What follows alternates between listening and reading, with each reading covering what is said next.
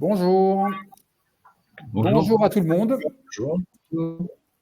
Bienvenue Bonjour. sur ce nouveau direct, enfin ce premier direct de l'année 2025, organisé par Miroir Social, en partenariat avec le cabinet Technologia.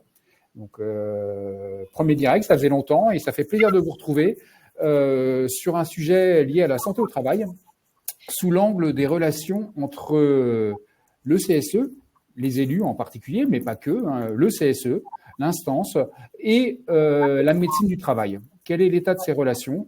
Donc, c'est le sujet qui nous intéresse ce matin et donc qui est donc porté par le cabinet Technologia et donc par 5 intervenants qui vont nourrir les échanges et la rencontre de ce matin. Donc, en premier lieu, Jean-Claude Delgène, toi, tu représentes le cabinet Technologia, tu es le fondateur du cabinet. Cabinet d'expertise, tu te présenteras mieux que moi. Mais et pourquoi? Attendez. Par contre, n'hésitez pas à couper les micros. Attendez. Par contre, je coupe les micros. Voilà. Ça devrait être bon. Excusez-moi. Voilà. Jean-Claude. Christophe Roger, toi, tu es médecin du travail à l'ACMS et tu as coécrit avec Jean-Claude un récent ouvrage, Drogue et addiction au travail, comment les prévenir. On y reviendra parce que c'est un sujet clair. Je vais le promouvoir sur scène, comme ça vous pourrez le découvrir. Et hop, je vais vous mettre, voilà, comme ça vous pouvez un peu découvrir un peu le lien vers l'ouvrage qui est coécrit par Christophe et Jean-Claude. Christophe, donc tu es médecin du travail à l'ACMS et on a la chance d'avoir 4 élus. Anne-Michèle Chartier, toi tu représentes la CFE-CGC et tu es en charge de toute l'expertise en santé au travail parce que tu es ancien médecin du travail à la CMS. Et surtout, tu vas nous parler de ton rôle et de ta place et ton regard sur les réformes, moult réformes qui accompagnent la médecine du travail et où on en est. Et ça sera vraiment intéressant de t'entendre. Et ensuite, trois élus terrain avec 2 témoignages qui recouvrent des services des services autonomes, c'est-à-dire la médecine du travail interne, avec Cyril Giraud. Toi, tu es élu délégué syndical CFE chez Thales DMS à Bordeaux, à Mérignac. C'est ça, Mérignac, hein. Tout à fait. Mérignac, et donc vous étiez avant avec un service de médecine du travail inter-entreprise, un SPSTI, je crois, c'est ça l'acronyme, et vous êtes devenu service autonome en 2016, et donc tu vas pouvoir nous dire qu'est-ce que ça a changé cette relation, ce passage de service autonome à un service au contraire, d'un service inter-entreprise à un service autonome. Bastien Berthier, toi tu représentes FO à la RATP. Donc la régie des transports parisiens, et notamment sur la partie métro, hein, si je me trompe pas. Et là également, service autonome, réforme interne. En quoi ça a changé la relation qu'il y avait entre le CSE, enfin la commission CSE, la C2SCT et la médecine du travail. Enfin voilà, en quoi ça a changé. Et enfin, Richard Le Tourneur, toi tu es délégué syndical CGT chez Socotec. Et là, vous êtes dans une logique vous n'avez jamais connu un service autonome. Vous êtes pourtant une grande entreprise, 6000 salariés, 134 agences. On va voir la difficulté avec ton témoignage, la problématique de la coordination quand on a moult services inter-entreprises qui interviennent dans le champ d'une même entreprise. D'accord. Merci à vous trois, à vous quatre, à vous de porter d'apporter vos témoignages. Merci à vous dans le chat de votre présence. Vous êtes nombreux, hein. Vous étiez plus de 300 inscrits. Donc n'hésitez surtout pas à partager vos retours, à rebondir. J'essaierai au maximum de prendre en compte un peu. Écoutez, ouais, effectivement, le micro activé. Je coupe le micro de Jean-Claude, je t'ai coupé le micro et je te le réactiverai, t'inquiète pas. Et voilà, pour que ça soit plus propre le son. Voilà, donc n'hésitez pas à partager, je pense que ça va être riche. Donc tout l'enjeu, ça va être de tenir le timing et je vais m'y employer, c'est mon boulot et on va sans plus attendre commencer. Donc, je vous présente l'ouvrage qui a été écrit par Jean-Claude et Christophe, hein, Drogue et addiction au travail. Et Jean-Claude, je vais te passer la main parce que pour voir en quoi tu considères que le sujet des drogues, des addictions au travail, met en avant le besoin d'une articulation encore plus forte, ou au moins de renforcer les liens entre la médecine du travail et les CSE sur ce sujet-là. En quoi c'est une occasion vraiment de renforcer et de maintenir le lien. Jean-Claude, à toi la parole. Et pour cela, je t'active le micro. Voilà. Et je te passe en plein écran. Ça devrait être bon là. Merci Rodolphe. Bonjour à toutes et à tous. J'espère qu'on passera un bon moment. C'est important. Il y a en fait, je dirais le contenu de la formation, du webinaire que nous avons. Puis après, il y a l'ambiance, il y a avec qui on le fait, donc la convivialité. J'espère j'espère passer un bon moment et puis j'espère que vous passerez aussi un bon moment. Alors la question qui nous anime en fait au-delà de la problématique de la médecine du travail, c'est celle de la prévention. La prévention des risques professionnels, la promotion de la santé en milieu du travail. Et cette question qui est essentielle est un vrai sujet de débat aujourd'hui. Pourquoi? Parce que depuis de nombreuses années, nous constatons dans notre pays un écroulement, un effondrement des conditions de travail. Alors bon, on l'a expliqué dans le livre qu'on vient de publier avec Christophe, que je vous recommande, mais je l'ai expliqué aussi dans pas mal d'ouvrages. J'ai publié l'année dernière, j'ai publié 4 livres pour vous dire, dont un avec le regretté Michel Debout qui nous a quitté, donc le professeur de médecine et psychiatre en novembre 2024. Et en fait, ce qu'il faut savoir, c'est que la prévention dépend bien sûr des facteurs de risque, mais aussi elle dépend des facteurs de protection. En fait, la prévention et la santé des salariés en entreprise dépendent d'une homéostasie organisationnelle, c'est-à-dire d'un équilibre instable qu'il faut sans arrêt, entretenir pour pouvoir éviter que les salariés ne soient victimes de problèmes. Donc, dans ce cadre-là, cette homéostasie organisationnelle, elle articule des facteurs de risque et des facteurs de prévention, des facteurs de protection. Et le médecin du travail a un rôle particulier à jouer. C'est le pilier. Et d'ailleurs, c'est important de le dire, la France est le seul pays, un des seuls pays au niveau européen à avoir cette spécialité, cette singularité. Et c'est très intéressant de pouvoir, s'appuyer sur la médecine du travail, particulièrement actuellement où on assiste à un très fort développement des risques ce qu'on appelle les risques psychosociaux, qui sont, comme vous le savez, les principaux: dépression, burn-out, passage à la crise suicidaire, tous ces sujets que nous, à Technologia, on connaît parfaitement et que l'on traite.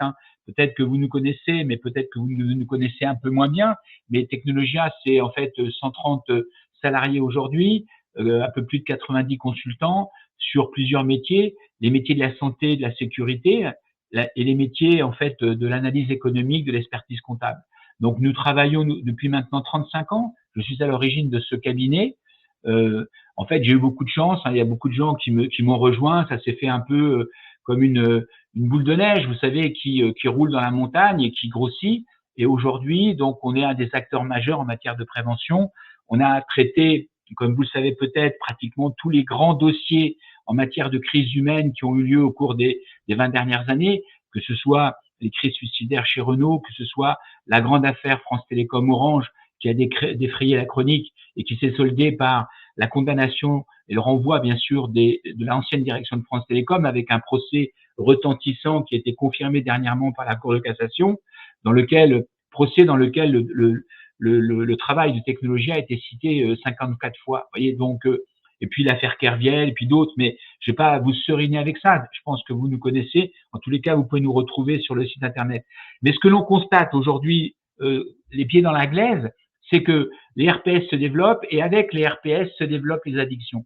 Que les deux phénomènes sont étroitement corrélés et que pour tenir les rythmes qui sont les leurs, qui leur sont souvent imposés, avec des exigences professionnelles élevées, les salariés se dopent, prennent des stimulants, ou alors essayent de faire face, de se décontracter en buvant de l'alcool, etc. Donc, c'est ce qu'on a expliqué dans ce livre avec Christophe. Vous nous direz ce que vous en pensez si vous l'avez lu. Nous, on est prêt à vous répondre et on n'arrête pas de faire des conférences. On en a fait une en janvier qui a réuni plus de 400 personnes. On a fait plusieurs conférences depuis lors et le livre, en fait, répond à un grand nombre de réponses et soulève aussi des questions. Alors, aujourd'hui, sur la place de la médecine du travail, je terminerai en disant que la médecine du travail est essentielle. Pour nous, experts, elle est d'autant plus essentielle que c'est grâce à la médecine du travail que l'on peut très souvent lancer un processus de régulation. C'est parce qu'à un moment donné, le médecin du travail va saisir les élus du personnel. Les élus du personnel vont être conscientisés, en fait, parce qu'ils vont avoir des éléments un peu de santé un peu consolidés. C'est à partir de là que très souvent s'engage une réflexion, parce qu'il y a des dérives et qu'il faut les corriger, réflexions qui sont portées dans le CSE par les élus du personnel. Donc, il y a en fait un jeu d'acteurs convergents qui permet de traiter des situations à risque. Et dans toutes les grandes crises que j'ai eu à traiter, j'ai constaté l'importance de cette convergence, de cette co-construction de démarches concrètes, pragmatiques, reposant sur le respect et la considération pour permettre de sortir, je dirais, les salariés d'engrenages quelquefois douloureux et même parfois dramatiques. Vous voyez, donc, très important. Par ailleurs, la médecine du travail permet, et c'est pour nous très important aussi, de faire ce qu'on appelle, je dirais, de la postvention, c'est-à-dire de réfléchir aux situations qui peuvent surgir dans des situations, disons, difficiles, pour pouvoir capitaliser, tirer des enseignements. Voilà donc ce que nous avons fait avec Christophe, qui est, je dirais, un expert reconnu, qui travaille parfois avec Technologia, à côté de sa mission, qui est aussi surtout un ami, et j'espère qu'on pourra échanger avec vous sur le fond, avec je dirais, la volonté peut-être de faire progresser ce débat qui n'est pas facile, parce que très souvent, on a des expériences qui peuvent être un peu négatives et on peut tenter d'en faire des extrapolations. Ceci dit, les 4000 et quelques médecins du travail aujourd'hui qui sont en France à œuvrer au quotidien remplissent un rôle. Alors, il n'y a pas vraiment de bilan, c'est la profession qui veut ça, pour pouvoir vraiment mesurer je dirais, l'importance de cette activité, mais je peux vous dire que grand nombre à notre niveau modeste, d'une PME de la santé, sécurité et puis du dialogue social, ce que l'on constate, c'est que la médecine du travail est quand même essentielle et que les filets de rappel en matière de santé sont vraiment utiles pour éviter des bascules. On ne sait jamais trop quand les choses basculent, vous voyez, et donc c'est important d'avoir cette fonction-là au sein des entreprises. Voilà, donc je laisse la parole, j'espère ne pas avoir été trop long. Non, super. Merci Jean-Claude. Tu rebondiras quand tu veux. Là, tu as bien lancé le sujet. Christophe, je te passe la parole. Christophe Rogier. Donc, tu as activé ton micro comme un grand. Donc, tu es le co-auteur de l'ouvrage avec Jean-Claude. Tu es médecin donc du travail. Et si tu pouvais nous présenter, moi, je te lance là-dessus en premier lieu parce que c'est le sujet quand même de ce matin. Jean-Claude a mis en avant les enjeux et l'importance du lien entre médecine du travail et CSE et l'importance que ça a pour l'expert qui intervient auprès des CSE. Maintenant, si tu peux nous caractériser un peu l'état des relations que peuvent entretenir le médecin du travail et réciproquement le CSE, c'est quoi l'état des relations, le cadre de ces relations et comment il est cadré à toi? Alors, merci Rodolphe et merci à tous et à toutes pour participer à cette réunion.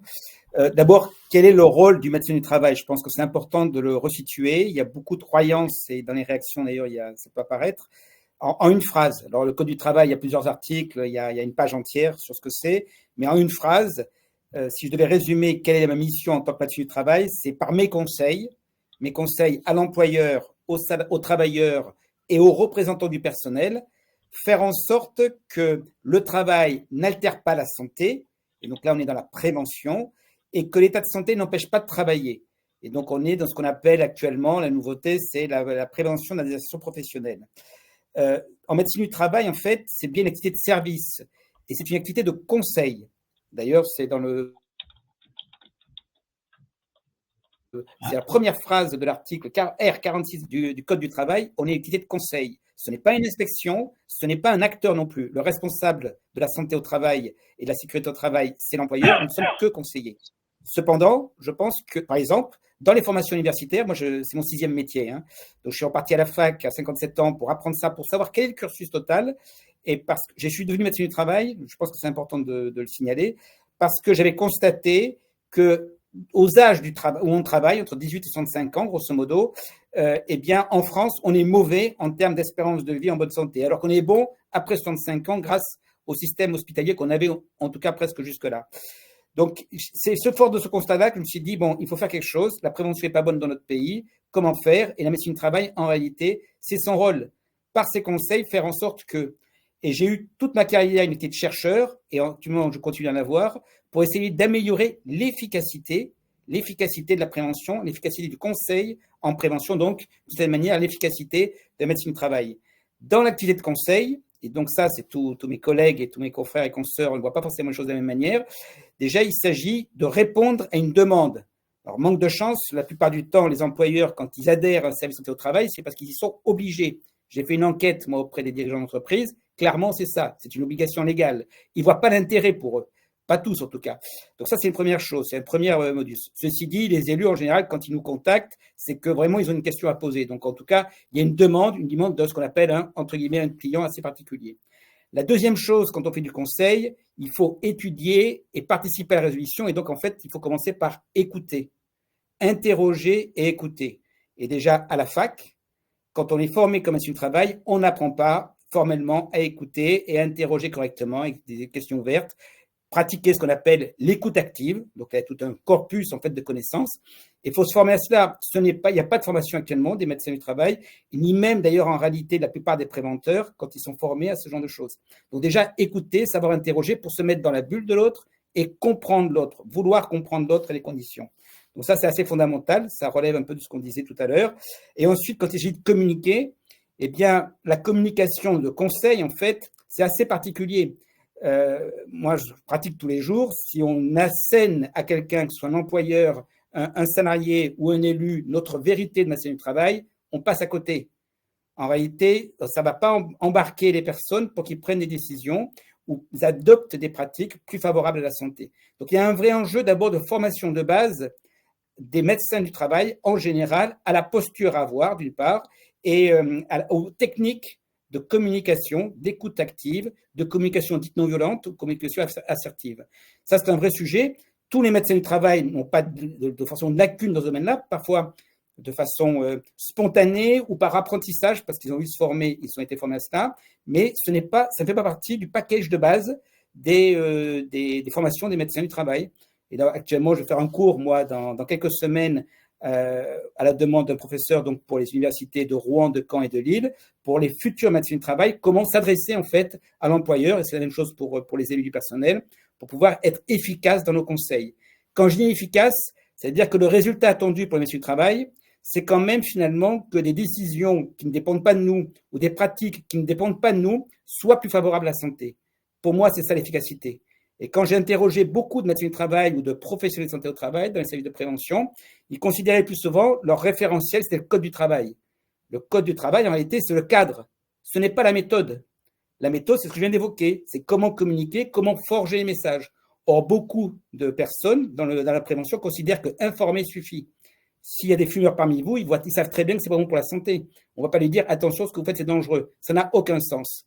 Donc, si on veut pouvoir être efficace en santé au travail, et là, je réponds un petit peu au poste de Sandra là-dessus. Est-ce qu'il y a des accidents? Oui. Est-ce qu'il y a des mesures de prévention qui sont faites? Oui. Beaucoup d'informations. Est-ce que ça marche? Non. Parce qu'en réalité, la manière de le faire, et ce n'est pas que la responsabilité du ministère du Travail, bien sûr, c'est d'abord la responsabilité de l'employeur, eh bien, n'est pas faite d'une manière qui soit efficace pour entraîner l'adhésion, pour entraîner le comportement approprié. Et donc, de cela, par exemple, même en fac de médecine, on n'apprend pas ça. On n'apprend pas les techniques, on n'apprend pas les leviers qui permettent d'adopter des comportements plus favorables à la santé. Et même dans l'ensemble des facultés françaises, y compris dans les écoles de santé publique, tout ce qui a été, par exemple, les acquis de l'école de Londres sur les déterminants qui permettent de changer de comportement, qui relèvent en fait des opportunités, des capacités et des motivations, donc ces 3 types de leviers, qui doivent être interrogés lorsqu'on fait de la prévention et du conseil, eh bien ça, c'est pas enseigné non plus. Donc d'abord, en vrai, je dirais qu'il y a un manque de compétences techniques sur la manière d'aborder les questions, de décrypter les questions et d'aller au contact. En réalité, on pense souvent, je finis là-dessus, on pense souvent que l'information suffit, ce n'est pas le cas. Alors maintenant, si on revient sur le CSE, oui, bien sûr, c'est fondamental pour un médecin du travail comme moi. Je participe autant que possible au CSE, au CCCT, mais pour vous dire, en réalité, j'en ai plusieurs par semaine. Donc en réalité, c'est impossible. Donc la question qui vient derrière, c'est comment je fais pour prioriser? Eh bien, je regarde quelle est la sinistralité dans les entreprises dont j'ai la charge. Je regarde le ratio entre visites que je dis pathologiques, c'est-à-dire de reprise, de pré-reprise à la demande des salariés ou de l'employeur ou à la demande du médecin du travail ou pour une aptitude par rapport à l'ensemble des visites. Si ce ratio-là est élevé, il y a un problème.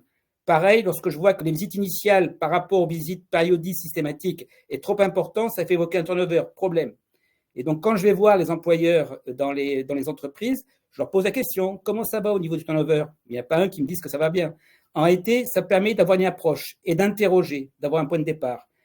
Ce que je fais aussi avec les élus du personnel des CSE, comme je ne peux pas les voir tout le temps en CSCT et en CSE, tous, je leur propose, je leur donne mes numéros de téléphone personnel, je leur donne mon contact et régulièrement, nous organisons une réunion avec eux en dehors de la date du CSE et de CCCT, parce qu'il faut bien avouer aussi, assez souvent, les entreprises me signalent la tenue du CSE et de CCCT, parfois c'est la veille pour le lendemain ou même pas une semaine à l'avance. Avec toutes les visites médicales, c'est impossible d'y arriver en réalité. Donc, lorsque je fais, je propose en fait qu'il y ait des réunions et régulièrement, j'ai des réunions là-dessus. Lorsque, avec des analyses d'enquête, par exemple, j'arrive à la conclusion qu'il y a des problèmes sérieux dans une entreprise, ou lorsque j'ai suffisamment de cas concordants qui me signalent les mêmes types de pratiques dangereuses pour la santé des salariés, là, je propose en fait à intervenir dans le CSE, dans le CCCT, et je fais un rapport. Et en général, je fais un rapport écrit qui en réalité est une alerte. Et quelquefois, j'écris même, c'est vraiment une alerte, donc c'est une obligation après d'en faire quelque chose dessus. Et j'utilise des méthodes quantitatives, ça c'est mon passé, mon activité de chercheur qui permet de le faire, où je calcule la fraction, par exemple, des altérations de la santé attribuables, par exemple, au RPS, qui auraient pu être évitées si les RPS avaient été bien contrôlés, que ce soit les arrêts de travail, les dépressions, les anxiétés.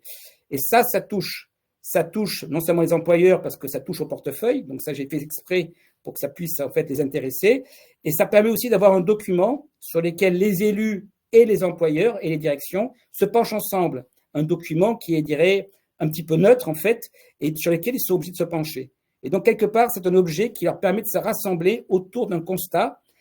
Ça aurait pu être le constat qui aurait été livré par un cabinet de consultance comme Technologia, mais ça, c'est une des manières, par exemple, sur lesquelles j'interagis avec les employeurs et les élus. Ce que je fais en général quand j'ai rédigé un rapport comme cela, je le livre d'abord à l'employeur qui est responsable et une semaine, 10 jours après au secrétaire du CSE ou du CCCT. Et donc là, effectivement, pour que tout le monde soit au courant, et je leur propose une réunion ad hoc pour cela. Donc voilà des manières de faire. Il m'est arrivé plusieurs fois de conseiller des élus sur différents sujets lorsqu'ils avaient en projet une alerte pour danger grave et imminent. Bon, demander ce que j'en pensais, donc je les reçois et je discute avec eux. J'encourage tous les élus à me contacter parce que je leur rappelle systématiquement que je suis leur conseiller. Ça, c'est dans le Code du travail. Et d'ailleurs, je vois mal un médecin du travail à qui des élus demanderaient un rendez-vous au terme de l'article R4623.1 du Code du travail qui refuse. Ce ne serait pas légitime. Alors, certains ont peur. Certains médecins du travail ne se sentent pas à l'aise pour interagir avec des élus. Parfois, certains élus leur rentrent dedans. J'ai plusieurs témoignages de collègues comme cela où ça ne s'est pas très bien passé. Les médecins du travail n'ont pas trop l'habitude d'interagir dans ce milieu social-là, en général, n'ont pas eu l'expérience que j'ai eue, moi, de dirigeant d'entreprise et de manager. En revanche, ça pourrait être un atout pour faire en sorte qu'il y ait une sorte de... Il faut s'apprivoiser, c'est comme dans Saint-Exupéry, pour le renard, il faut s'apprivoiser, il faut se connaître. Et donc, il faut aller passer vie ma vie quelques jours ou quelques temps pour comprendre, en fait, ces rouages-là et le rôle de chacun. Donc, je pense que si on devait améliorer les choses, ça pourrait être ça. Pour revenir sur ta question, Rodolphe... C'est pas mal, c'est déjà... excuse-moi, il y a beaucoup de Christophe, il y a beaucoup de questions Dans la salle, il y a beaucoup de questions qui illustrent le côté, la difficulté à contacter le médecin, la difficulté à rentrer en relation avec le médecin, l'employeur qui dit c'est à nous, c'est pas à vous en tant qu'élu de rentrer en contact avec. Enfin bon, on sent bien que la porte d'entrée, elle est étroite, voire parfois fermée. Et donc, c'est très intéressant de t'entendre de l'exposer de cette façon-là. Moi, simplement, j'aurais une petite relance à te poser, c'est sur ton temps par rapport aux visites périodiques, aux visites à la demande, ce temps de conseil dont tu parles, tu l'évalues à combien sur ton temps de travail? Alors, légalement, c'est un tiers-temps. Oui, mais en fait, dans la réalité. Ça s'appelle l'action au milieu de travail. C'est un tiers-temps. Alors, c'est vrai que ça déborde. C'est-à-dire que sur mon tiers-temps, parfois, je suis obligé de régler des questions lourdes pour des salariés. Mais par exemple, quand j'appelle un employeur pour une aptitude, pour une étude de poste pour un salarié, c'est à la fois dépendant de la prise en charge d'un salarié en propre, mais aussi c'est une occasion d'échanger avec l'employeur sur le sujet. Lorsque j'ai affaire, par exemple, à des salariés qui sont complètement perdus, et donc là, j'échange pour le salarié en propre avec d'une part les élus qui l'aident et d'autre part l'employeur qui essaie de l'aider aussi, ou en tout cas qu'il faut un petit peu orienter. Là aussi, c'est dans mon tiers-temps. Certes, c'est pour un sujet donné, mais en réalité, ça contribue à aider l'entreprise d'une part et les élus d'autre part, du CSE et du CCCT, pour prendre en charge un cas particulier, mais en réalité, ça déborde sur le reste. Là, je pense par exemple à des personnes qui ont une RQTH pour lesquelles l'aménagement de poste n'était pas bien fait, quoi. Ok. Christophe, je t'invite à répondre, si tu le sens, mais par écrit, à Frédéric qui pose une question qui concerne la CMS. Enfin, il est a priori, son entreprise est rattachée à la CMS, mais par rapport à la RGPD, les données personnelles sur une action qui concernerait une personne et qu'il voudrait, si je comprends bien le sujet, informer le médecin du travail d'un cas. Comment il se borde en termes de données personnelles, etc. C'est Frédéric, si tu veux répondre par écrit, n'hésite pas, ou à la garder en tête pour répondre plus tard. Je passe la parole à Anne-Michel. Merci Christophe, n'hésite pas à rebondir, mais je tiens à garder le timing parce que ça va être riche et ça l'aide. Là, excusez-moi, moi c'est pas important. Hop, Anne-Michel, j'active ton micro. Hop, voilà. Ça devrait être bon là. Non. Voilà. Ouais, c'est super. Anne-Michel, donc toi, tu représentes la CFE-CGC dans les négos, dans les discussions qui se nouent autour des énièmes réformes de la médecine du travail. Moi, je voudrais te lancer sur un point. Christophe a très bien parlé elle a bien dit, ça transpire dans le chat. Le fait que le manque de temps, ou alors le manque de la question de la posture du médecin qui est pas à l'aise pour interagir avec les élus du CSE ou la direction, la question de la posture, mais la question aussi des moyens. Et dans ce cadre-là, il y a dans la dernière réforme, on parle d'un socle commun que doivent proposer l'ensemble des services interentreprises ou à leurs entreprises adhérentes, un socle commun de services. Et quid de la réalité de la capacité des médecins et des services et des équipes pluridisciplinaires à mettre en œuvre ce cadre commun. Et on l'a vu avec Jean-Claude. Il y a les RPS, les addictions, etc. La demande sociale est très, très forte. Et il y a une demande très forte. Et comment les médecins et leurs équipes sont capables d'y répondre dans le cadre d'un socle commun qui est réglementaire. À toi. Merci de me permettre de m'exprimer sur ce vaste sujet. Effectivement, je suis médecin du travail à la base et délégué national CFE-CGC et j'ai donc participé à l'élaboration du socle commun. J'ai participé à l'élaboration du cahier des charges de la certification et j'ai travaillé avec la FNOF sur la certification. Donc, effectivement, je suis très impliquée sur ce sujet. C'est un sujet sensible. Pourquoi ? La législation de la santé au travail repose sur beaucoup de législation et qui, on va le voir, est quand même utile. La fiche d'entreprise est obligatoire depuis 1985. Le service de santé au travail doit fournir une fiche d'entreprise pour toutes les entreprises. Le DUR est obligatoire depuis 2001. Depuis 2001, les entreprises doivent, toutes, sans exception, avoir un DUR. La prévention de la désinsertion a été prise en compte par des assistantes sociales dans certains services depuis même la création de la santé au travail. Donc, la législation est très précise. Et force est de constater qu'elle n'est toujours pas appliquée. Donc, les services de santé ont quand même eu le temps de faire des fiches d'entreprise pour toute leur société depuis 1985. On a eu le temps de mettre en place des moyens par rapport à la prévention et tout cela n'est toujours pas fait.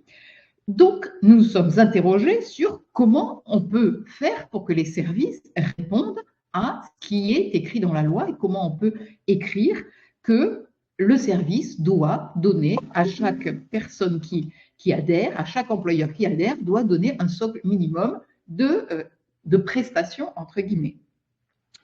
Et pour nous, c'est important. Donc, pour nous, ce n'est pas quelque chose d'irréalisable. Alors, pourquoi je dis que ce n'est pas irréalisable? Parce que nous avons donc fait cette certification. Et qu'est-ce que l'on voit? Que certains services sont déjà certifiés au niveau 3, c'est-à-dire qu'ils répondent à toutes leurs obligations.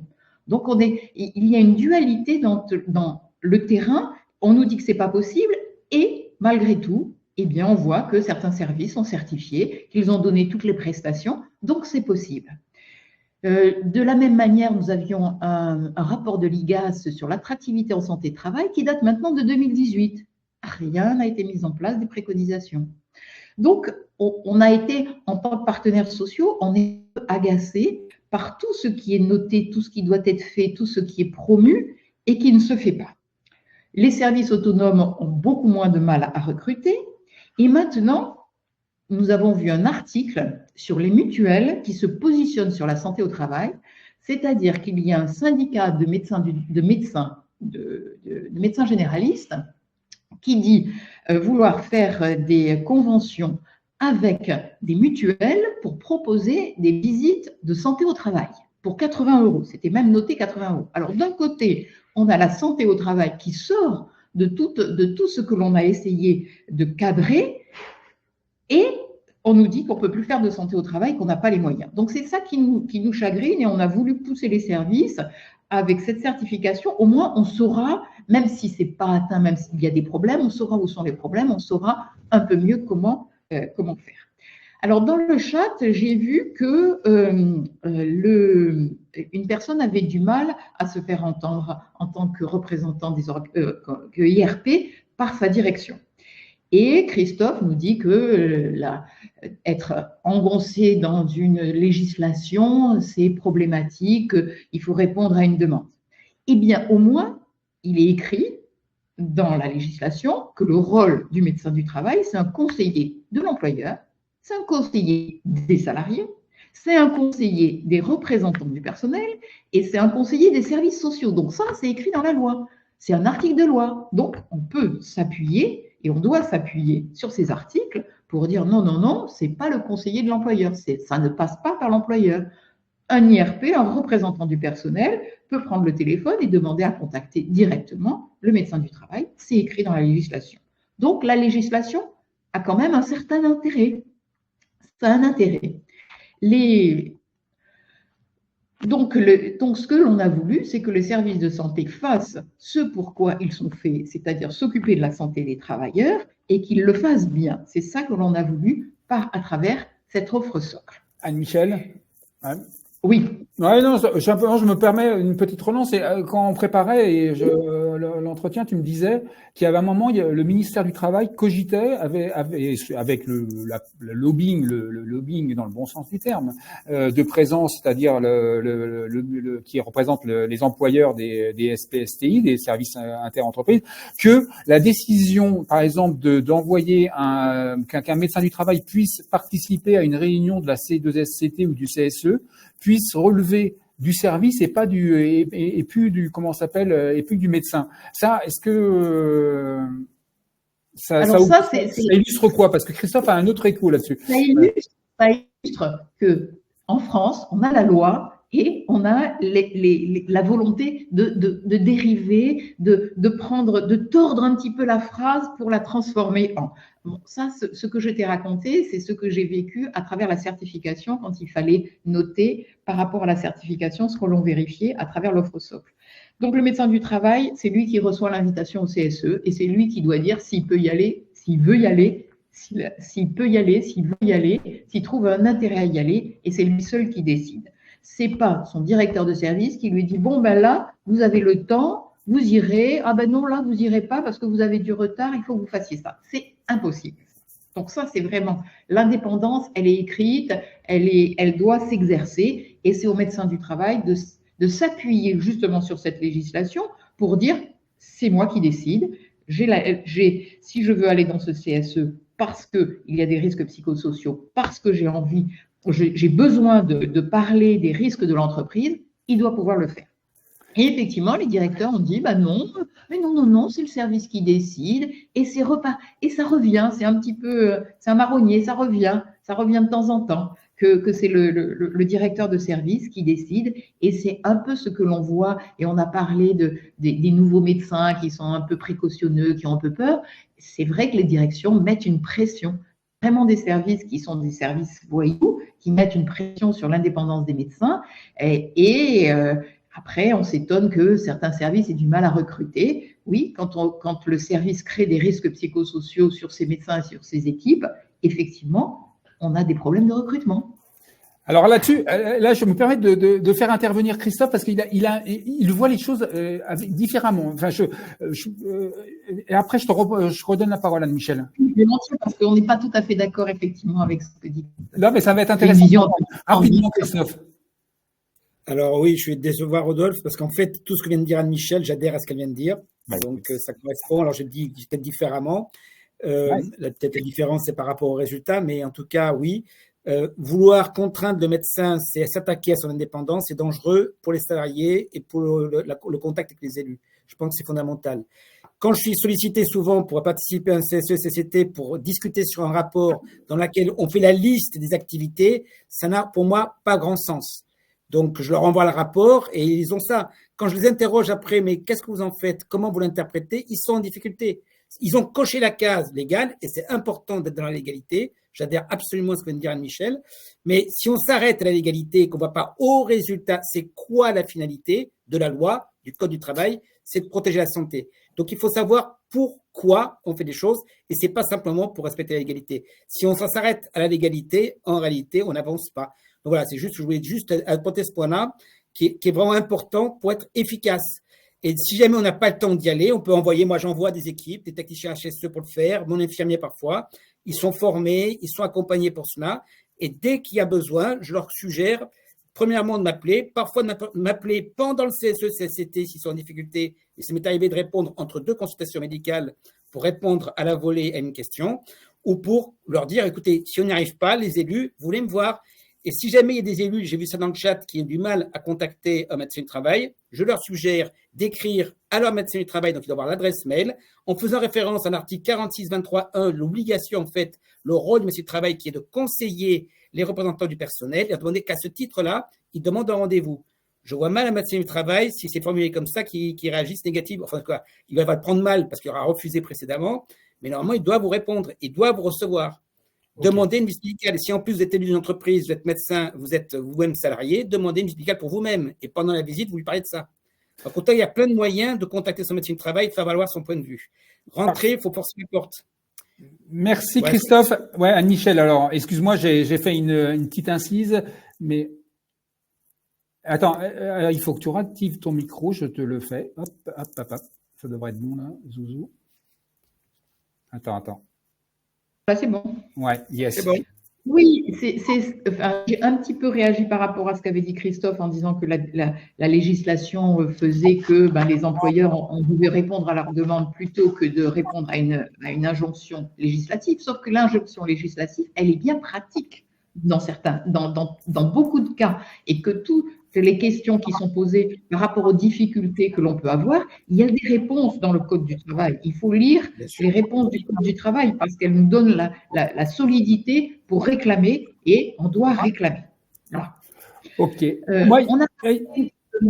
Oui, vas-y. Non, alors peut-être rapidement, et après l'idée c'est qu'on puisse rebondir et qu'on ait du temps parce qu'on a encore nos 3 représentants en entreprise et parce que là pour l'instant on a plutôt des vues macro et externes et donc c'est intéressant d'avoir les vues internes. Rapidement peut-être Anne-Michel, je te relance. A priori vous avez la même approche avec Christophe sur quand au fil de plusieurs consultations tu constates des signaux convergents d'alerte. A priori, la technique du médecin du travail, c'est de mettre dans la boucle, d'embarquer d'abord la direction avant le CSE, c'est bien ça? Alors, oui, je vais faire le déroulé parce que l'objectif, c'est d'arriver à la finalité, c'est-à-dire à la prévention pour les salariés. C'est ça la finalité. Mais l'approche doit pouvoir faciliter cette arrivée. Il ne faut pas brusquer les choses pour qu'on puisse arriver à notre finalité. Alors, comment arriver à notre finalité? C'est-à-dire, avant d'aller en parler et de mettre ça sur le CSE, enfin, le CSE est un bon moyen d'accompagner ces démarches. Quand on reçoit des salariés, on peut, avec toutes les données que l'on a à travers nos logiciels, on peut sortir des indicateurs. Et ce sont des indicateurs de RPS. On a à notre disposition ces indicateurs qui sont le turnover, les visites à la demande du salarié, les inaptitudes, le taux d'accident de travail, de maladie professionnelle, le taux et la société. Les employeurs ont aussi son taux d'arrêt maladie. Donc tout ça, ce sont des reflets de situation de RPS dans l'entreprise et que le service de santé peut vous fournir assez facilement à travers les choses qu'il recueille. Ces indicateurs, ils servent à soutenir un discours en disant que est-ce que la société s'améliore, est-ce que la société, c'est-à-dire la boîte, est-ce que dans la société, les facteurs de risque de RPS sont en amélioration, est-ce que la situation est meilleure? D'autre part, toujours par la législation, on a une fiche d'entreprise qui est à faire par société, par entreprise. Et cette fiche d'entreprise doit aborder un chapitre sur les RPS. Elle doit aborder ce chapitre, et la fiche d'entreprise, elle doit être présentée au CSE. Donc, on a les moyens d'avoir une approche, de parler des risques, de parler facilement des risques à travers ces obligations qui font que l'on présente. Quand les indicateurs s'aggravent, eh bien, le DUR aussi, je n'ai pas parlé du document unique d'évaluation des risques, qui aussi est un moyen d'évaluer les risques RPS. Et quand on a ces documents, on voit si la société est en train de s'aggraver ou pas. Comment en parler? On a aussi tout le recueil des salariés à travers les consultations. Et dans un premier temps, il faut aller en parler à la direction en disant, voilà ce qu'on a repéré. On aura des billes, on a les indicateurs qui s'aggravent, on a la fiche d'entreprise, on a repéré telle chose et telle chose. Dans le DU, ça serait bien de mettre aussi ces éléments et il faut en parler avant pour avoir déjà une réponse et préparer.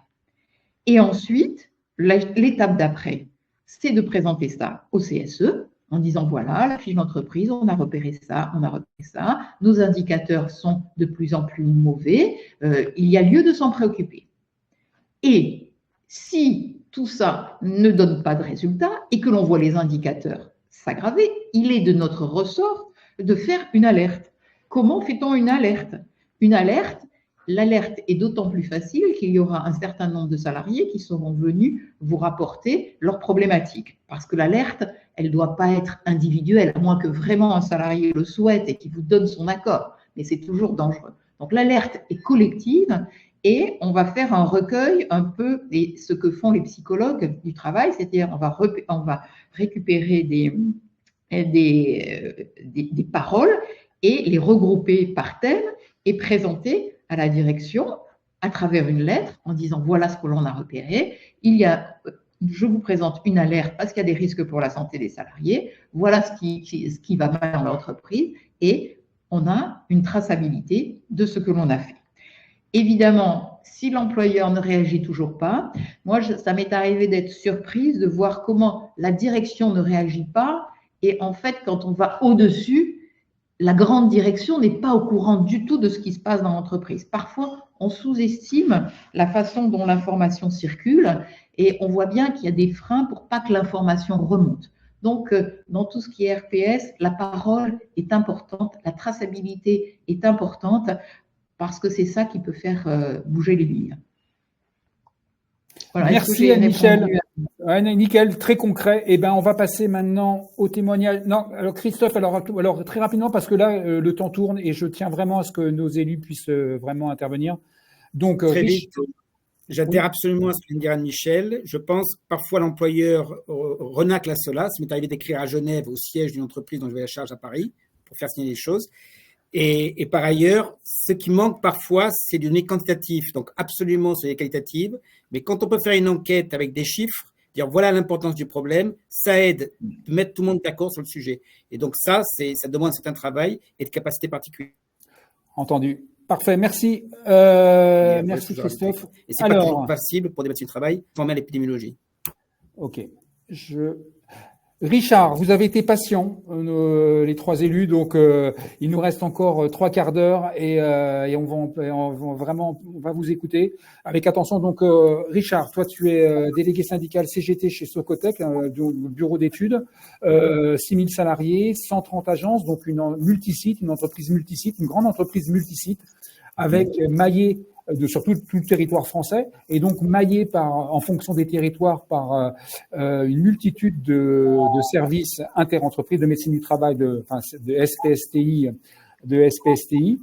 Et moi, je te lance sur le sujet suivant, c'est vous, la CGT, la CSSCT de Socotec Construction, vous demandez qu'il y ait un médecin coordinateur, qu'il y ait une coordination. Alors, parce qu'il n'y a pas de consolidation de l'ensemble de ces données hétérogènes qui remontent de la médecine du travail et ça vous pose un gros problème. À toi la parole. Alors, tout à fait. Alors, la problématique que l'on a, elle est différente en fonction de chacune des entreprises. Donc, moi, je vais parler pour la mienne. 130 agences au national, pratiquement 90% moins de 300. Donc, les bilans consolidés ne sont pas obligatoires si on lit la réglementation. J'ai bien écouté ce qu'ont dit les deux médecins du travail, je suis tout à fait d'accord. Il y a la réglementation, il y a aussi la logique d'évaluation des risques qui prime. Donc, on doit s'adapter en fonction des différentes entreprises et le Code du travail n'est pas le référent majeur. Donc, en ce sens, on a 130 agences, on n'a pas donc des agences de plus de 300, très peu sur les grandes métropoles, Marseille, Lyon, Paris, etc. Mais je dirais que même dans ces métropoles, cette année, on n'a eu que 3 présentations de bilan. Les bilans, ce sont des bilans, en fait, j'ai du mal à les comprendre quelque part, puisqu'ils sont différents d'un médecin à l'autre. J'essaye de regarder dans la loi ce qu'est un bilan, comment doit-il être écrit, on me répond que non. Bon, moi, ce que je constate, en fait, c'est que en tant que membre du CSE et de la commission SSCT, ce dont j'ai besoin, ce sont des indicateurs. Des indicateurs qui me permettent de faire une évaluation des risques et de constater au final si ils sont bien présents à tel et tel endroit, et ensuite essayer de comprendre pourquoi et trouver des solutions ensemble. Donc, à la fin, j'ai posé question quand même à un médecin qui est venu se présenter une fois en 7 ans à notre CSE, c'était l'année dernière, et donc je lui ai dit, est-ce que vous avez la possibilité de faire une coordination entre tous les médecins de manière à ce que nous ayons une consolidation finalement de vos constats fait sur le terrain. À cela, le médecin m'a répondu qu'il n'était pas coordinateur. Donc, à partir de là, la direction n'a pas cette volonté. Et nous avons aussi le souci de non-communication, en fait, d'un ensemble de courriers des instances que nous mettons en point 2 des réunions de CSE. Systématiquement, on a un courrier des instances, inspection du travail, médecins et CARSAT. Récemment encore, on nous a caché des courriers de la CARSAT. Malheureusement, ils nous remontent.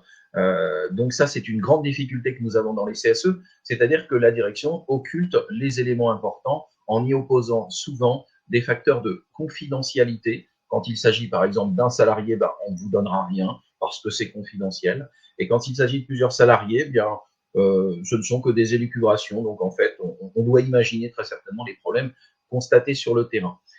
Donc concernant Anne-Michel, j'en ai eu un petit peu marre, donc j'ai alerté directement le PDG de l'entreprise. Je me suis dit pourquoi pas, si personne ne me comprend alors que je suis relativement clair dans ma démarche, c'est qu'il doit y avoir une problématique. Et donc en fait, c'est remonté directement auprès du PDG, et là, j'ai eu une réponse, mais qui était lunaire. Mes collègues m'ont dit si on ne se fichait pas un peu de nous. Et effectivement, je comprends, ils ne sont pas sur la même longueur d'onde. Ils ont des niveaux et des strates de compréhension complètement différentes. Néanmoins, je ne lâche jamais le morceau, donc j'ai répondu quand même à leur courrier lunaire en mettant en copie les 130 médecins du travail de France. Et à ça s'est un petit peu corsé. On s'est rendu compte qu'effectivement, depuis 2018, on n'avait pas eu d'analyse et d'évaluation des risques psychosociaux qui sont obligatoires dans l'entreprise. Et à partir de là, ce ne sont pas les enquêtes dites de commerciales, que je cite comme commerciales, comme Great Place to Work, que l'on connaît aujourd'hui sur la place du marché, qui permettent de donner un score en fait à l'entreprise, mais qui n'amènent absolument aucune évaluation des risques sur les risques psychosociaux. Donc pour moi, il est fondamental aujourd'hui, puisqu'on parle des médecins du travail, j'ai une grande disparité et j'ai compris les interventions justement de Christophe là-dessus. Je comprends mieux avec ses explications. Si déjà à la fac et si déjà dans le parcours finalement de formation, on ne leur apprend pas et on ne les éduque pas à communiquer avec les différentes personnes et à aller chercher des solutions au-delà de ce que prévoit le Code du travail, effectivement, on ne se comprend pas sur le terrain. Et puis, il y a la problématique de moyens. Un médecin du travail, il a un tiers-temps, il a des moyens. Voilà. Ensuite, attention, effectivement, à Michel l'a dit, au niveau des dérives qui sont en train de se mettre en place actuellement. Car nous, on nous dit, les médecins du travail, ils font pas leur travail, ils font rien. Donc, en fait, on prend des organismes extérieurs. Donc, sur les risques psychosociaux, chez nous, on a un cabinet privé. On téléphone à un cabinet privé quand on a un problème psychologique. On ne sait pas qui il est, on ne sait pas quelles actions il peut avoir en termes de prévention. Je rappelle toujours aux salariés que pour moi, les acteurs, ce sont les acteurs de proximité, ce sont les membres de droit et c'est le médecin du travail. Et moi, les cabinets extérieurs, c'est pas que je mets en doute. Néanmoins, on a déjà les outils qui nous permettent de régler les problèmes. Donc, utilisons déjà ces outils, soyons en communication et avançons pour éviter effectivement ce que l'on constate aujourd'hui. Notamment, moi, j'ai des accidents du travail aujourd'hui qui ne font pas état d'arrêt de travail. Et l'employeur lui-même, sans informer le médecin du travail, d'ailleurs, je lui ai dit à plusieurs réunions, à mon avis, vous devez être médecin du travail, vous avez des compétences qui doivent dépasser les miennes, mais nos employeurs mettent en œuvre un accompagnement des arrêts pour accident du travail pour que les salariés puissent continuer à faire de la production et des rapports à leur domicile. Donc voilà les écarts majeurs que l'on constate sur le terrain. Voilà. Moi, ce que je constate d'une manière générale, c'est qu'il faut trouver une solution pour renforcer les moyens. J'ai entendu parler donc à Michel, Christophe de Socle. Je suis en tout cas très intéressé par ces démarches parce que pour moi, je dois les mettre en œuvre dans mon entreprise et je dois être le conseil auprès de mon employeur. Donc voilà au niveau de… Richard, moi je te relance là parce que tu me disais là, donc tu constates de fait l'absence de bilan consolidé des services de médecine du travail par rapport à tout le périmètre Socotec, et donc de fait pour toi, et c'est un peu ce que disait Jean-Claude par rapport à l'expert quand il intervient, c'est autant de une matière première qui te manque, vous en tant qu'élu, pour donner par exemple votre avis sur par exemple le plan de prévention de l'entreprise qui est présenté, le PAPREPAC qui est présenté. Si vous n'avez pas un bilan consolidé de la médecine du travail, c'est quand même un chaînon manquant majeur. Et oui, tu as bien fait de le souligner.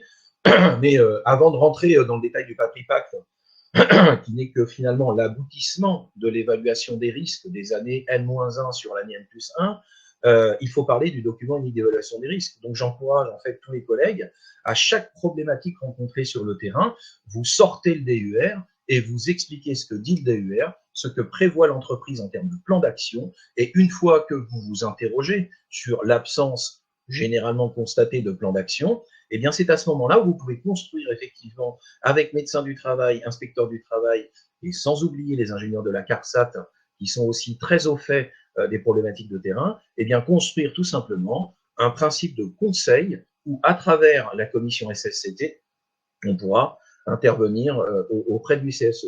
Donc voilà en tout cas, Rodolphe, comment on intervient.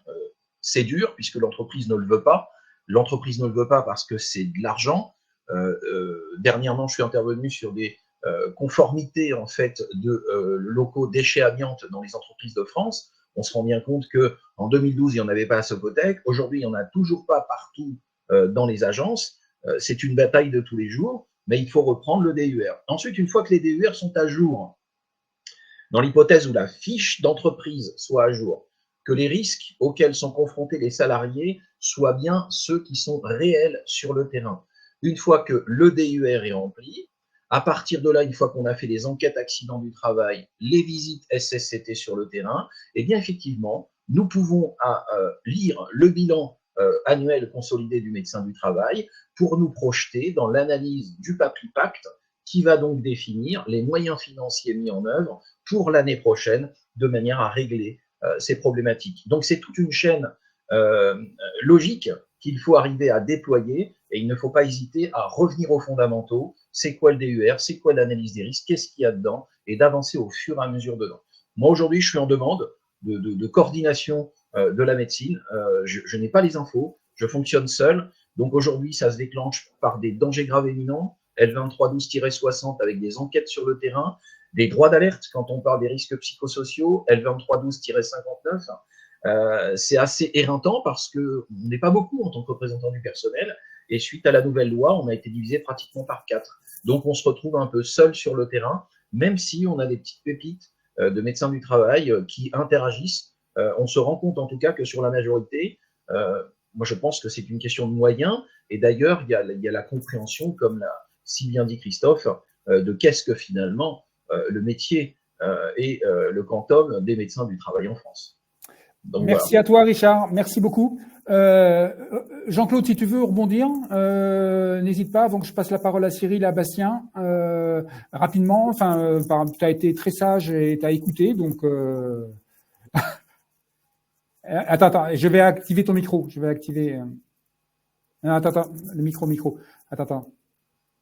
Par rapport à ce qui était dit, hein, j'entends, la conversation entre nous est très intéressante. Je précise simplement les choses. Je l'ai mis par écrit. Il y a cabinet et cabinet.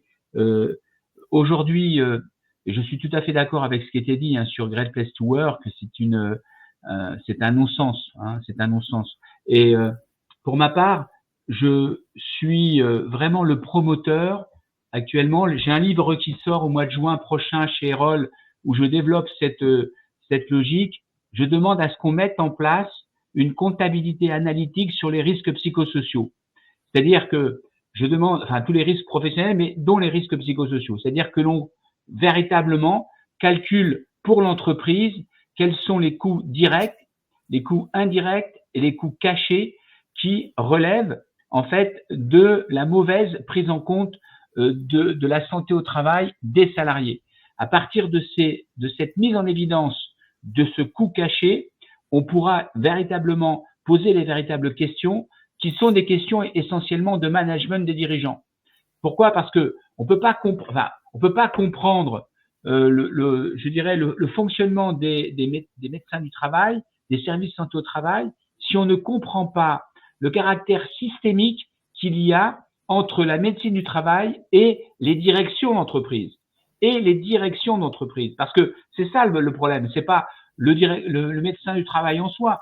Si la direction d'entreprise est véritablement dans une logique de prévention, si elle noue des relations riches, sérieuses, nourries avec les médecins du travail, les choses vont bien se passer. Vous voyez? Et les médecins, ils ne vont pas essayer de se protéger comme ils le peuvent dans une relation un peu ambiguë puisque leur rémunération, même indirectement par les services santé au travail, provient de la cotisation ou du salaire versé par l'entreprise.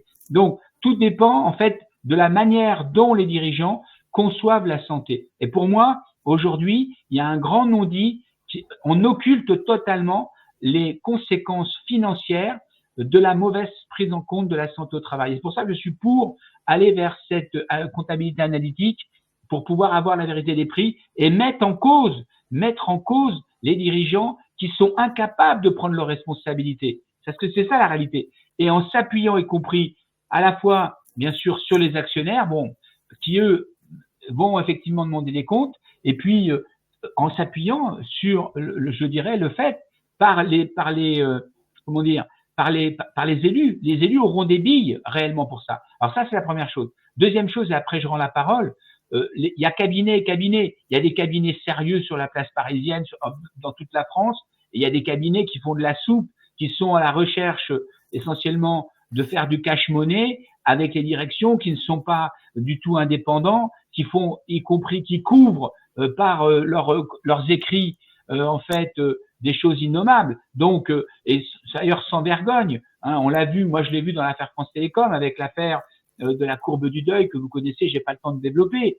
qu'on a développé. On a mis des gens en dépression, ils n'en sont jamais sortis, ou même ils en sont sortis par le décès avec le suicide. Et tout ça, ça a été fait par des cabinets conseils qui ont apporté ça, y compris à France Télécom, et qui ont continué d'ailleurs de le faire par la suite. Donc, il y a cabinet et cabinet. Moi, j'ai la prétention d'animer depuis maintenant 35 ans un cabinet qui travaille véritablement main dans la main avec les élus du personnel, avec les services de santé au travail et avec certaines directions éclairées. Et je défends mon métier. Je défends mon métier parce qu'il est extrêmement utile de véritablement donner la parole aux salariés en toute indépendance.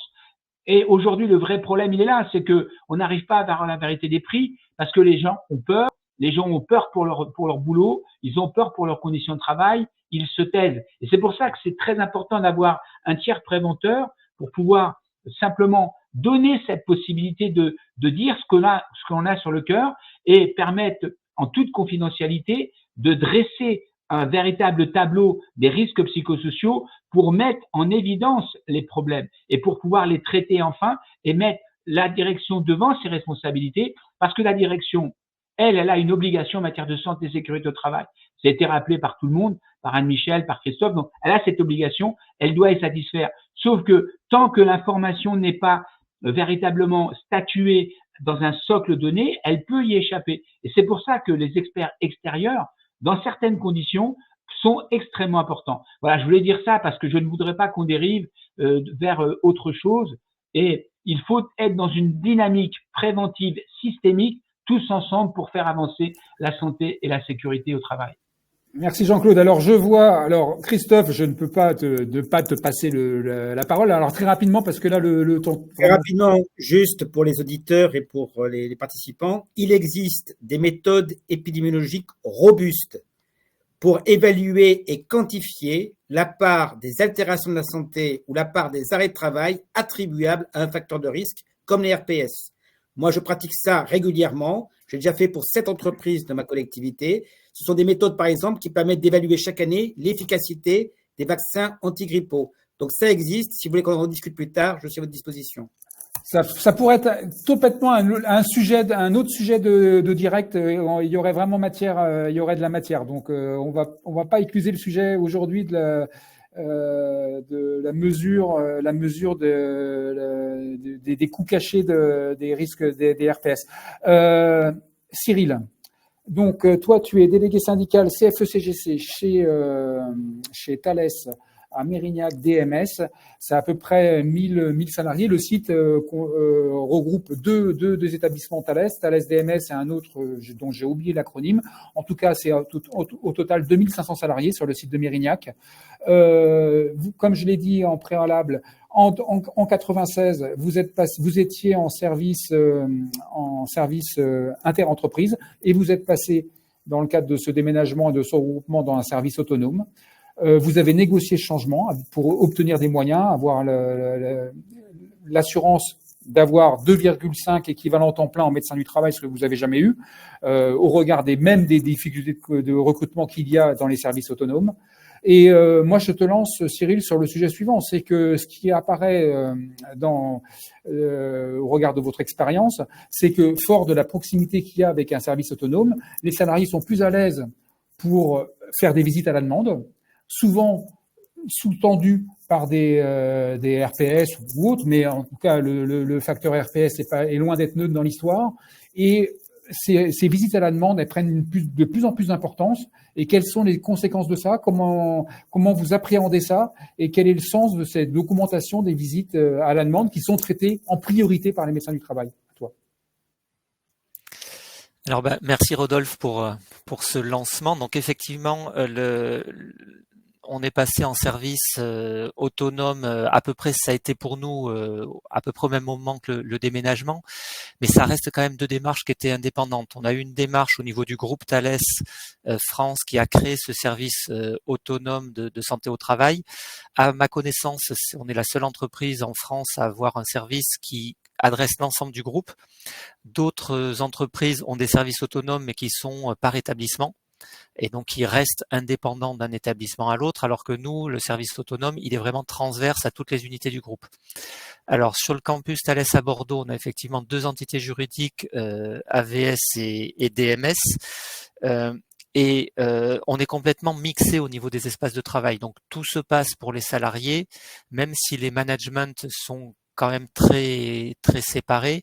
On a un espace de travail qui est complètement commun pour les 2500 salariés, bientôt maintenant presque 3000 qu'on a sur le campus, et qui ont un seul service de santé au travail qu'on appelle l'infirmerie, où on a à la fois nos médecins du travail et nos infirmières qui sont là pour recevoir les salariés à la demande. Donc effectivement, ce qu'on constate, c'est dans le bilan, enfin les indicateurs d'activité, puisque le bilan annuel du médecin du travail a été supprimé. Maintenant, il a été remplacé par des indicateurs d'activité, mais qui restent quand même à la main de la médecine du travail. En tout cas, c'est comme ça que nous on l'a sur le campus, et on a des chiffres. Et quand on regarde ces chiffres-là, effectivement, les visites à la demande sont prépondérantes. Donc on a à la fois des visites à la demande du salarié, mais on constate aussi des visites à la demande du médecin du travail qui sont en nombre très important. Et en fait, en discutant un petit peu avec le médecin du travail, ce dont on se rend compte, c'est que ces visites qui sont à la demande du médecin du travail, en fait, c'est des salariés qui initialement ont demandé une visite au médecin du travail et qui s'est transformé ensuite par un suivi périodique du médecin du travail pour prendre des nouvelles de façon régulière du salarié.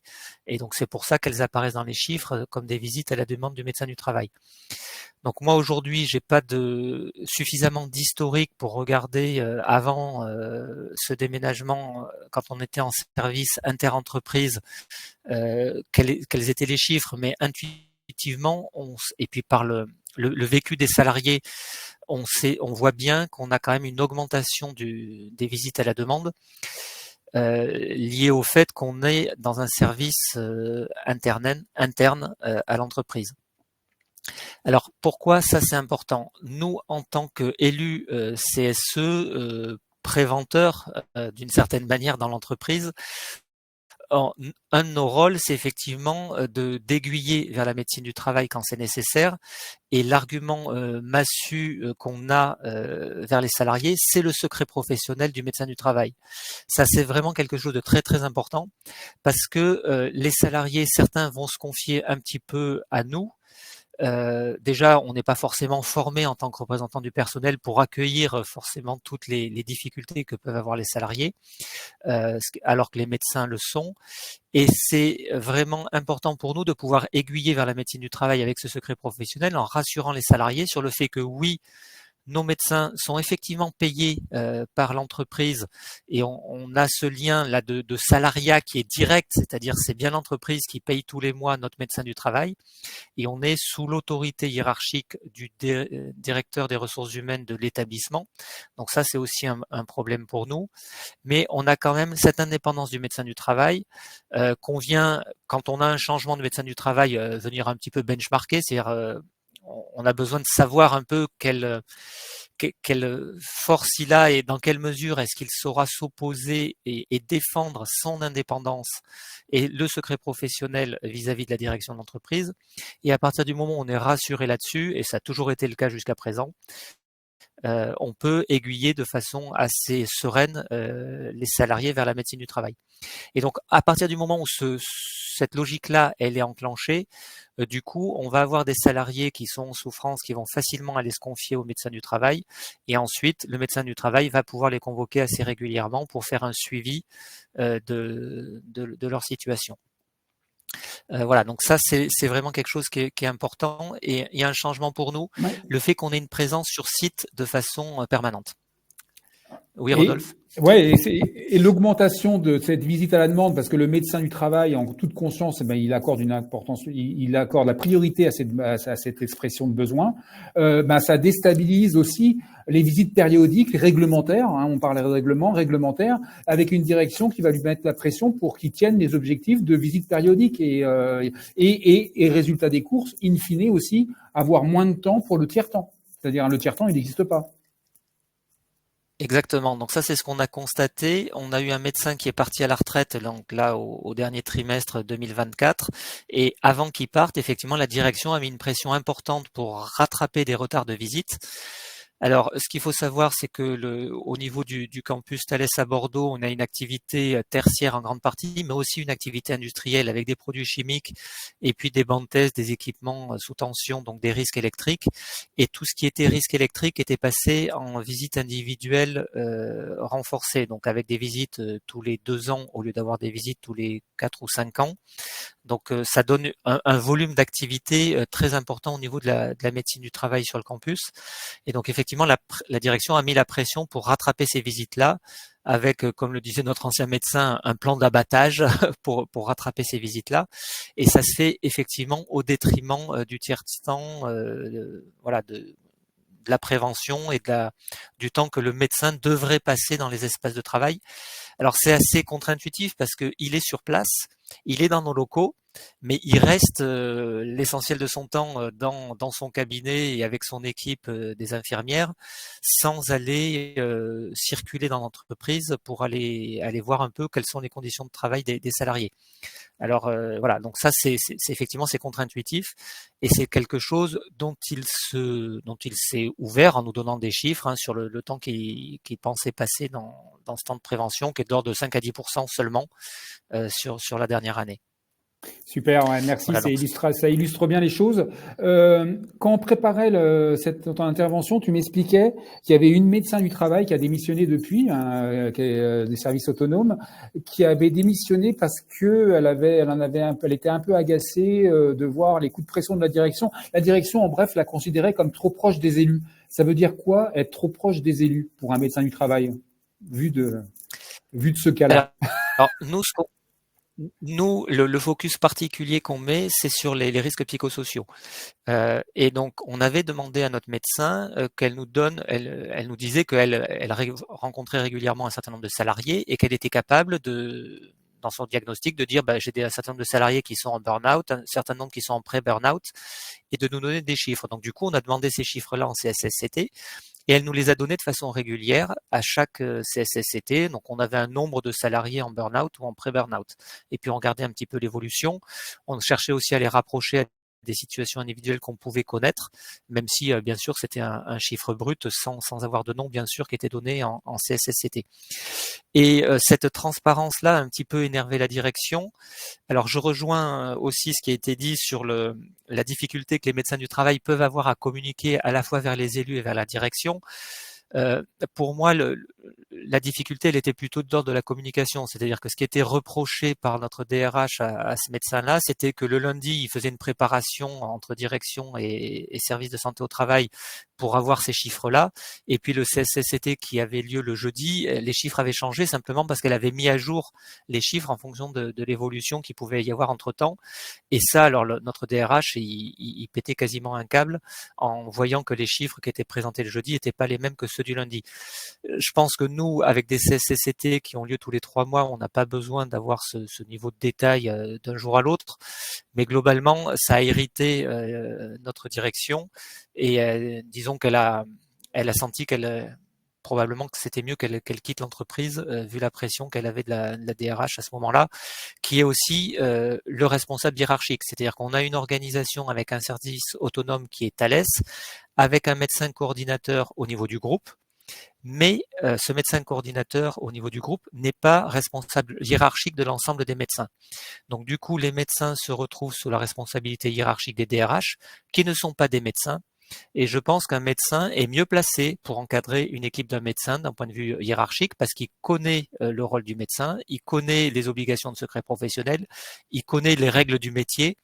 Et c'est quand même mieux d'avoir un médecin qui organise une équipe de médecins plutôt que des DRH qui vont organiser ponctuellement sur chacun des sites l'équipe de santé au travail. Super, merci à Voilà, toi. donc ça, aujourd'hui, on n'a pas été entendu là-dessus.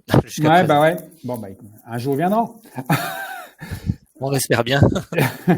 Merci à toi. Bastien, alors, moi, je vous propose, je vous propose qu'on rajoute peut-être 5 minutes, qu'on aille jusqu'à 35, voire 40 en fonction, parce que je pense que ce serait un peu dommage de se quitter comme ça et sans trop traîner, mais voilà. Bastien, excuse-moi. Donc, au moins, tu as écouté, tu as pu écouter, tu as pu te nourrir de tout ce qu'a pu se dire pour rebondir de façon idoine. Alors, donc, tu représentes FO à la RATP, et donc la partie plus particulièrement la partie métro, donc service autonome, RATP, réforme. On vous a promis plus avec moins. A priori, effectivement, ça se passe pas exactement comme ça.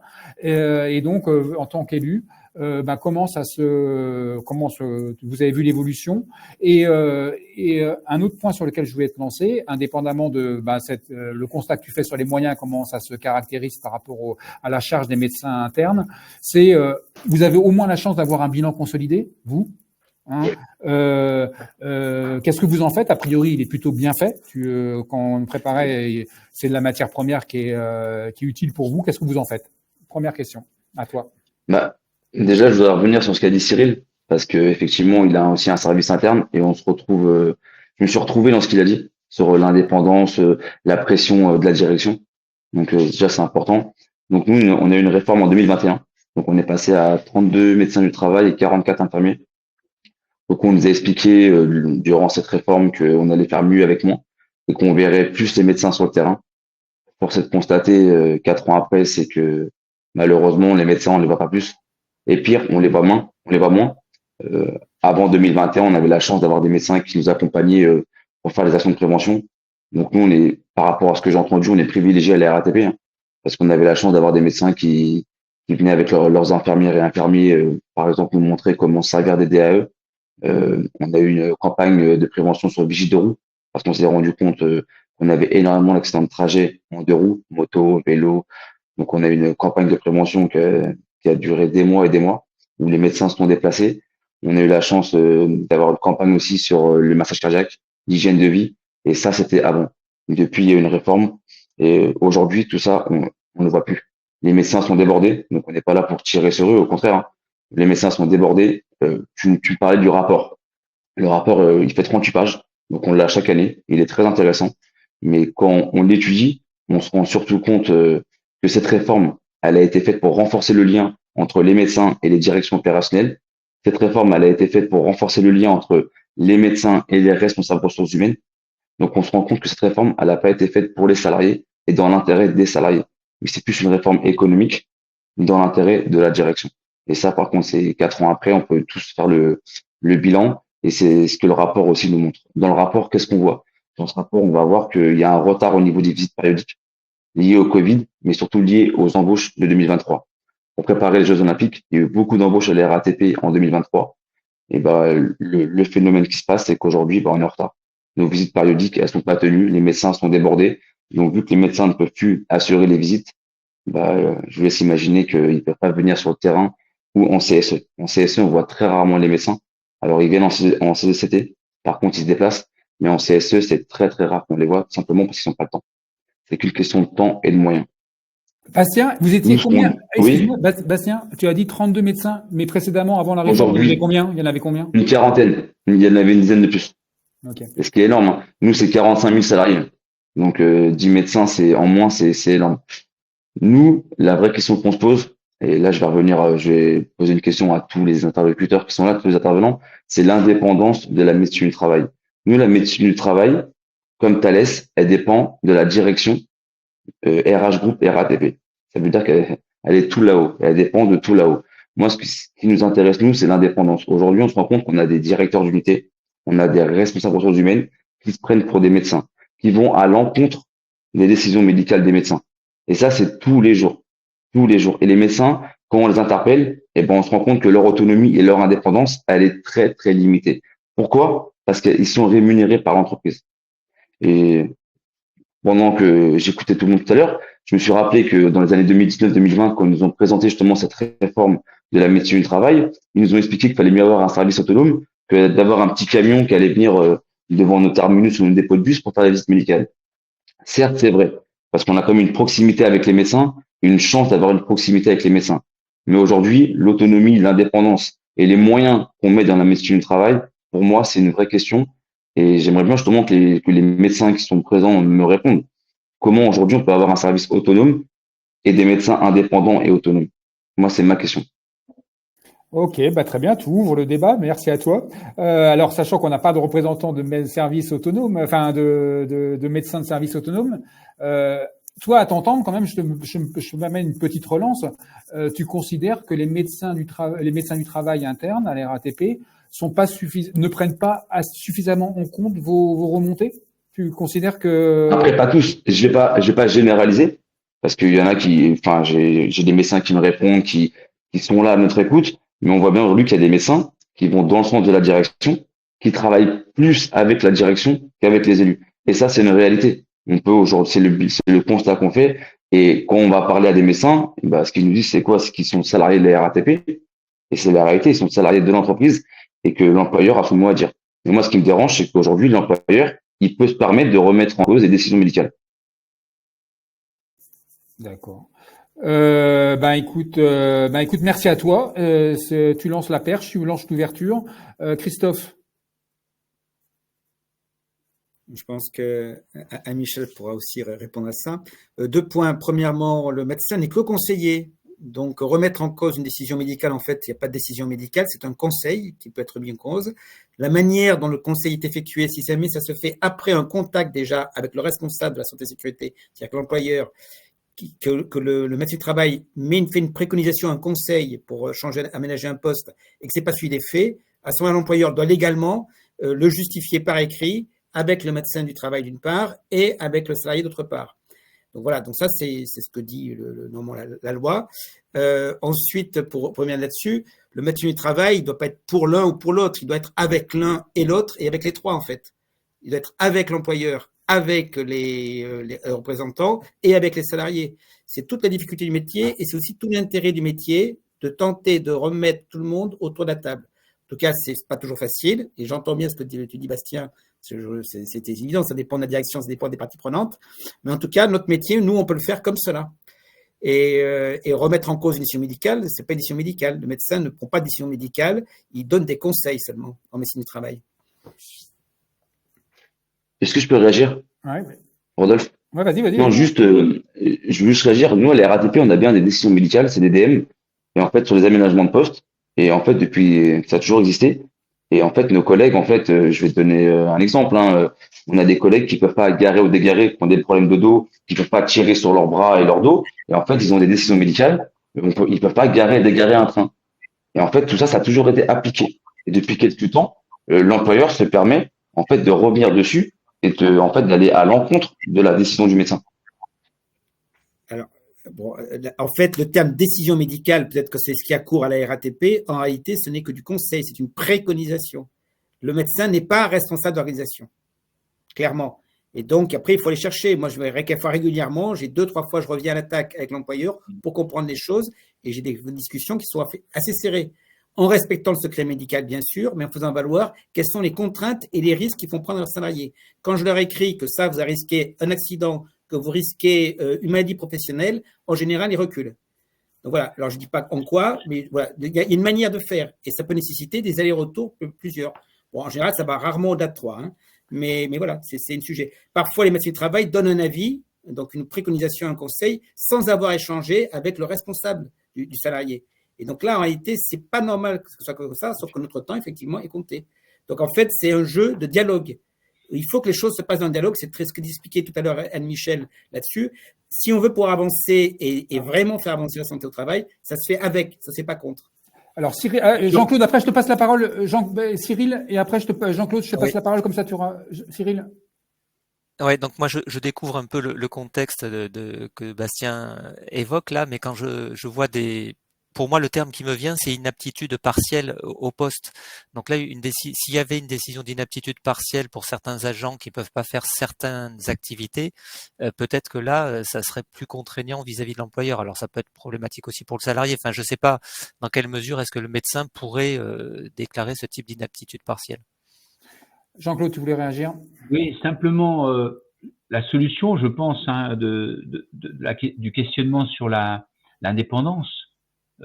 C'est de mettre en débat, tout simplement, au niveau du CSE, devant tous les acteurs, de poser le cadre, de demander effectivement qu'il y ait un débat, une discussion consacrée, qu'on consacre 1 heure au sein du CSE à cette question essentielle qui est celle de la contribution et donc de l'indépendance du médecin du travail. Et lorsqu'on fait ça, lorsqu'on a un débat carré, cadré, avec y compris la présence des uns et des autres, avec un PV qui est rendu et qui sert quelque part un peu de référence, voire de charte, je peux vous assurer que ça change beaucoup de choses. Pourquoi? Parce que tout simplement, on fait disparaître les non-dits, on fait disparaître les préjugés, on rentre dans le débat, on précise, y compris comme on l'a fait au cours de cet échange entre nous, les réglementations en vigueur, ce que l'on peut attendre, ce que l'on ne peut pas attendre, quelles sont les contraintes du médecin, mais de manière collective, avec y compris la présence de la direction. Et lorsque vous faites ça, et à la limite, vous pouvez y revenir, mais vous l'instaurez en tant que tel comme dialogue en termes de prévention au sein de la structure du CSE, je peux vous assurer, déjà, premièrement, vous rendez, je dirais, un service au médecin parce que vous clarifiez son rôle. Le médecin, alors faut pas le faire, vous n'êtes pas des Wyszynski en puissance, hein. L'idée c'est pas d'être des procureurs, l'idée c'est de poser le débat, l'idée c'est d'amener la question pour faire en sorte que chacun puisse se l'approprier à son niveau et de sa fenêtre, en intégrant toutes les contraintes. Et je peux vous assurer qu'en faisant ça, vous mettez de l'huile et vous pouvez co-construire une démarche avec les médecins du travail en discutant, y compris avec eux, collectivement, de ce qu'il leur faudrait peut-être pour rendre des indicateurs.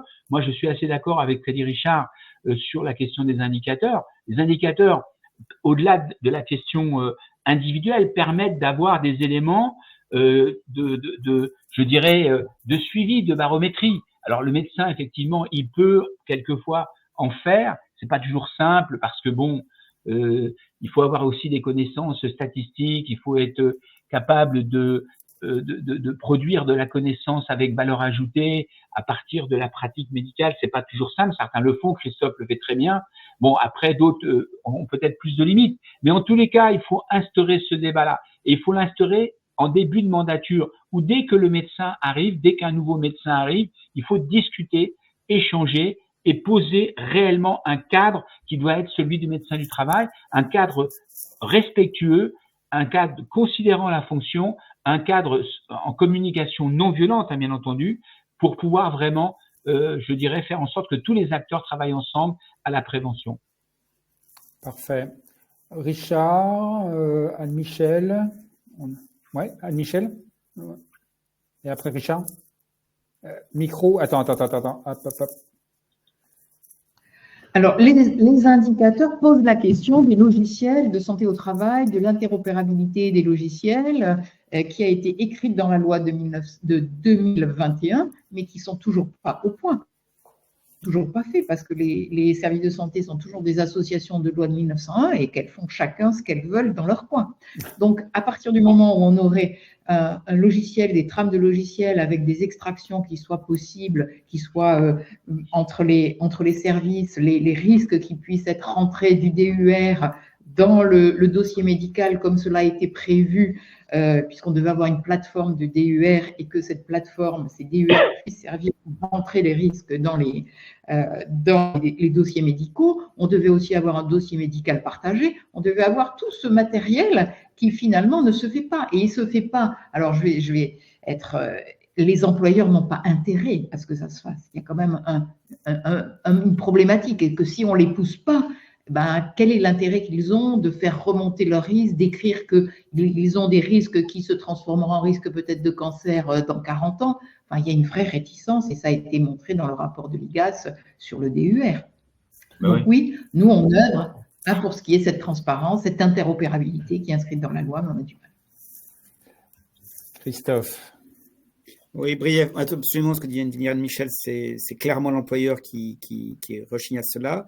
Lorsque des différents lieux d'entreprise, lieux de travail pour une même entreprise sont sont gérés par le même service de santé au travail, mais avec des médecins différents.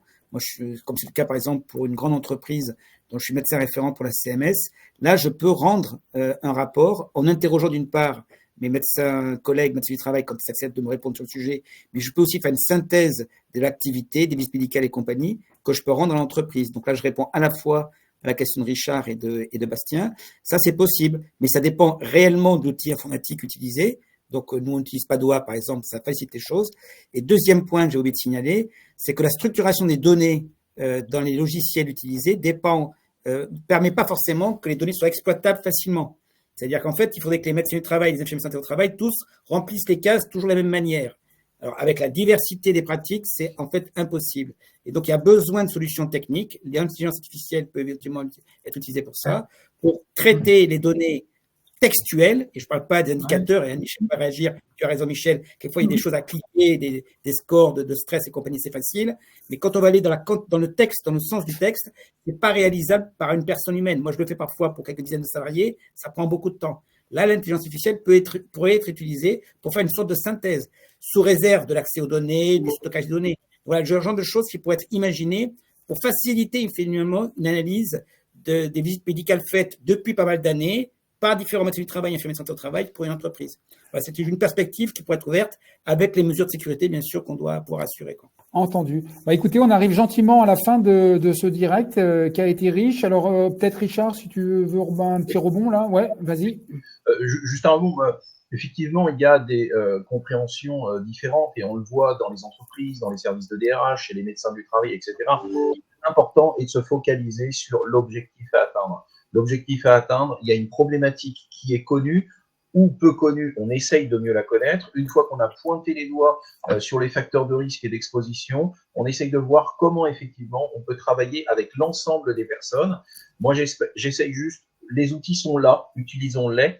Tout ce qui dévie des médecins du travail, je renvoie ma direction, leur dis non, c'est pas la peine d'aller à côté, les médecins du travail sont là, ils savent répondre, questionnez-les, travaillons ensemble, et je pense que si on a cet objectif-là, très rapidement, je pense que les gens qui sont hors course, on les voit très rapidement. Au bout de la deuxième ligne, on voit la personne qui répond pas au sujet, donc qu'elle s'appelle DRH, médecin du travail, inspection du travail ou représentant du personnel. Dans une réunion collective, comme le disait si bien Jean-Claude, on le voit tout de suite. Et si on s'en tient aux objectifs à atteindre, là, il n'y a plus aucune discussion, tout devient clair. Bon, en fait, c'est facile, en fait, l'histoire. Donc, Jean-Claude, mot de conclusion. Vas-y, à toi, Jean-Claude.